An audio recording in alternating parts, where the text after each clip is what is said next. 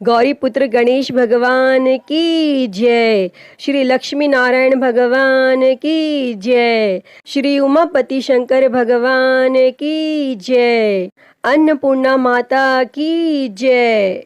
प्रिय भक्तजनों, आज हम इस वीडियो में माता अन्नपूर्णा की व्रत कथा सुनेंगे। तो आप सभी भक्तजन बड़ी ही श्रद्धा, ध्यान पूर्वक और प्रसन्नचित्त मन से माता अन्नपूर्णा की व्रत कथा को सुनिए। तो सभी प्रेम से बोलिए, माता अन्नपूर्णा की जय, सर्व देवी देवता की जय। एक समय की बात है, काशी निवासी धनंजय की पत्नी का नाम सुलक्षणा था। उसे अन्य सब सुख प्राप्त थे, केवल निर्धनता ही उसके दुख का एकमात्र कारण थी। यह दुख उसे हर समय सताता रहता था। एक दिन सुलक्षणा अपने पति से बोली, स्वामी, आप कुछ उद्यम करो तो काम चले। इस प्रकार कब तक काम चलेगा? तब सुलक्षणा की बात धनंजय के मन में बैठ गई और वह उसी दिन विश्वनाथ शंकर जी को प्रसन्न करने के लिए बैठ गया और कहने लगा, हे देवाधिदेव विश्वेश्वर, मुझे पूजा पाठ कुछ आता नहीं है, केवल आपके भरोसे बैठा हूँ। और इतनी विनती करके वह 2-3 दिन भूखा प्यासा बैठा रहा और यह देखकर भगवान शंकर ने उसके कान में अन्नपूर्णा अन्नपूर्णा अन्नपूर्णा इस प्रकार 3 बार कहा। और यह कौन क्या कह गया? और इसी सोच में धनंजय पड़ गया कि मंदिर से आते ब्राह्मणों को देखकर पूछने लगा, पंडित जी, अन्नपूर्णा कौन है? तब ब्राह्मणों ने कहा, तू अन्न छोड़ बैठा है, सो तुझे अन्न की ही बात सूझती है। जा घर जाकर अन्न ग्रहण कर। तब धनंजय घर गया और स्त्री से सारी बात कही। तब वह बोली, नाथ, चिंता मत करो, स्वयं शंकर जी ने यह मंत्र दिया है, वे स्वयं ही खुलासा करेंगे। आप फिर जाकर उनकी आराधना करो। तब धनंजय फिर जैसा का तैसा पूजा में बैठ गया।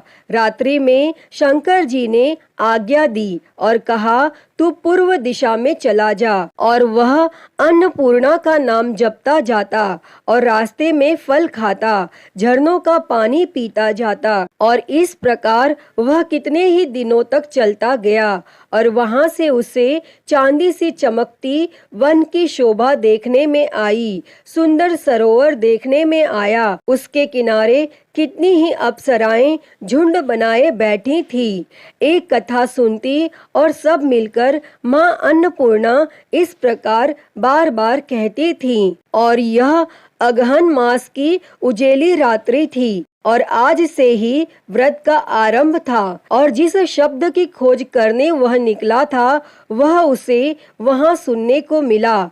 तब धनंजय ने उनके पास जाकर पूछा, हे देवियों, आप यह क्या करती हो? तब उन सब ने कहा, हम सब माँ अन्नपूर्णा का व्रत करती हैं। तब धनंजय ने पूछा, व्रत पूजा करने से क्या होता है? यह किसी ने किया भी है? इसे कब किया जाए? कैसा व्रत है ये और कैसी विधि है? मुझे भी विस्तार से बतलाओ।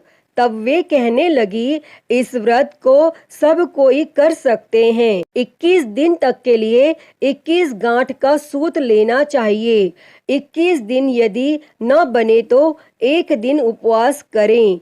यह भी न बने तो केवल कथा सुनकर प्रसाद लें, निराहार रहकर कथा कहें। और कथा सुनने वाला कोई न मिले तो पीपल के पत्तों को रख, सुपारी या घृत कुमारी वृक्ष को सामने कर, दीपक को साक्षी कर, सूर्य, गाय, तुलसी या महादेव को बिना कथा सुनाए मुख में दाना न डाले। यदि भूल से कुछ पड़ जाए तो एक दिवस फिर उपवास करें और व्रत के दिन क्रोध न करें और झूठ न बोलें। तब धनंजय बोला, इस व्रत के करने से क्या होगा? तब वे कहने लगीं, इसके करने से अंधों को नेत्र मिले, लूलों को हाथ मिले, निर्धन के घर धन आए, बांझी को संतान मिले, मूर्ख को विद्या आए, और जो जिस कामना से व्रत करें माँ उसकी इच्छा पूरी करती हैं। तब धनंजय कहने लगा, बहनों, मेरे पास भी धन नहीं है, विद्या नहीं है, कुछ भी तो नहीं है, मैं तो दुखिया ब्राह्मण हूँ, मुझे इस व्रत का सूत दोगी? तब वे कहने लगी, हाँ भाई, तेरा कल्याण हो, हम तुम्हें अवश्य देंगे, ले इस व्रत का मंगल सूत्र ले। तब धनंजय ने व्रत किया और व्रत पूरा हुआ।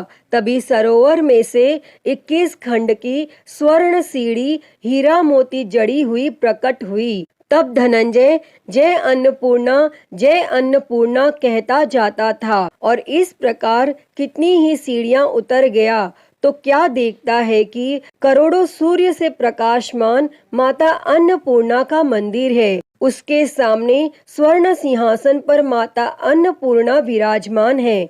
सामने भिक्षा हेतु शंकर भगवान खड़े हैं। देवांगनाएं चंवर डुलाती हैं, कितनी ही हथियार बांधे पहरा देती हैं।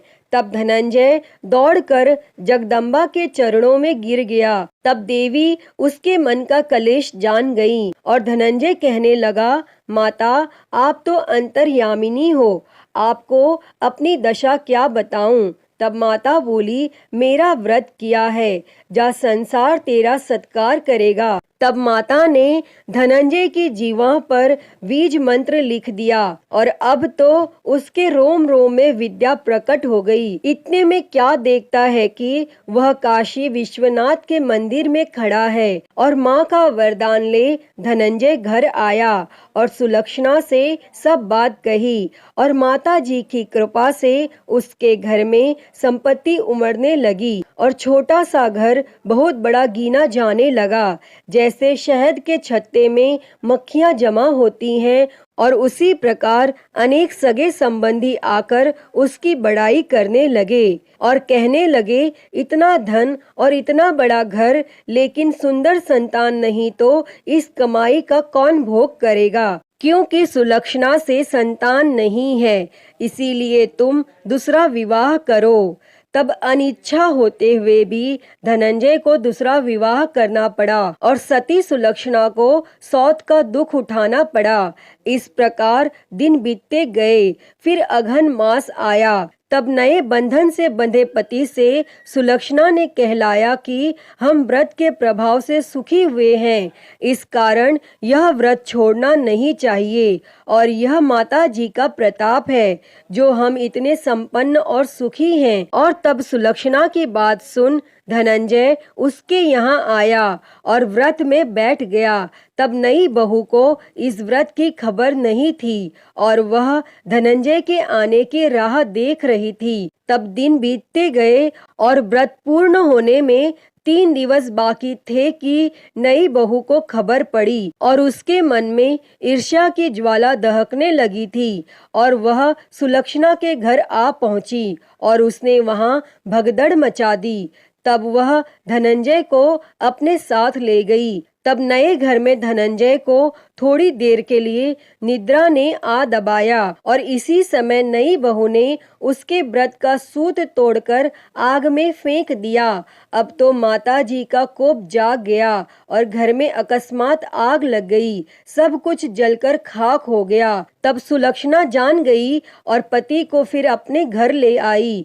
तब नई बहू रूठ कर पिता के घर जा बैठी और पति को परमेश्वर मानने वाली सुलक्षणा बोली, हे नाथ, घबराना नहीं, माता जी की कृपा अलौकिक है। पुत्र कुपुत्र हो जाता है पर माता कुमाता नहीं होती। अब आप श्रद्धा और भक्ति से आराधना शुरू करो, वे जरूर हमारा कल्याण करेंगी। तब धनंजय फिर माता के पीछे पड़ गया। फिर वहीं सरोवर पर सीढ़ी प्रकट हुई और उसमें माँ अन्नपूर्णा कहकर वह उतर गया और वहां जा माता जी के चरणों में रुदन करने लगा। तब माता प्रसन्न हो बोली, यह मेरी स्वर्ण की मूर्ति ले, उसकी पूजा करना, तू फिर सुखी हो जाएगा। जा, तुझे मेरा आशीर्वाद है। तेरी स्त्री सुलक्षणा ने श्रद्धा से मेरा व्रत किया है, उसे मैंने पुत्र दिया है। तब धनंजय ने आंखें खोली तो खुद को काशी विश्वनाथ के मंदिर में खड़ा पाया और वहां से फिर उसी प्रकार घर को आया। और इधर सुलक्षणा के दिन चढ़े और महीने पूरे होते ही पुत्र का जन्म हुआ और गांव में आश्चर्य की लहर दौड़ गई। और इस प्रकार उसी गांव के निसंतान सेठ के यहाँ पुत्र होने पर उसने माता अन्नपूर्णा का मंदिर बनवा दिया और उसमें माताजी धूमधाम से पधारी, यज्ञ किया और धनंजय को मंदिर के आचार्य का पद दे दिया। जीविका के लिए मंदिर की दक्षिणा और रहने के लिए बड़ा सुंदर सा भवन दिया। तब धनंजय स्त्री और पुत्र सहित वहां रहने लगा और माताजी के चढ़ावे में भरपूर आमदनी होने लगी। और उधर नई बहू के पिता के घर डाका पड़ा, सब लूट गया। वे भीख मांगकर पेट भरने लगे। और जब सुलक्षणा ने यह सुना तो उन्हें बुलावा भेजा और उन्हें अलग घर में रख लिया और उनके अन्न और वस्त्र का प्रबंध कर दिया। तब धनंजय, सुलक्षणा और उसका पुत्र माताजी की कृपा से आनंद से रहने लगे। अतः ही माता अन्नपूर्णा, जैसे आपने धनंजय और सुलक्षणा के भंडार भरे, वैसे ही इस कथा को कहते, सुनते और हुंकारा भरते सबके भंडार भरना। सभी के जीवन से गरीबी दूर कर उनके जीवन में धन संपत्ति और सुख समृद्धि देना। तो सभी प्रेम से बोलिए, माता अन्नपूर्णा की जय। प्रिय भक्तजनों, तो मैं उम्मीद करती हूँ कि आपको आज की यह कथा पसंद आई होगी और अगर वीडियो अच्छी लगी हो तो इसे लाइक करें, ज़्यादा से ज़्यादा शेयर करें और कमेंट बॉक्स में माँ अन्नपूर्णा की जय लिखना ना भूलें। और हरिहर भक्ति चैनल को सब्सक्राइब कर नोटिफिकेशन बेल को ज़रूर ऑन कर लें। हर हर महादेव। धन्यवाद।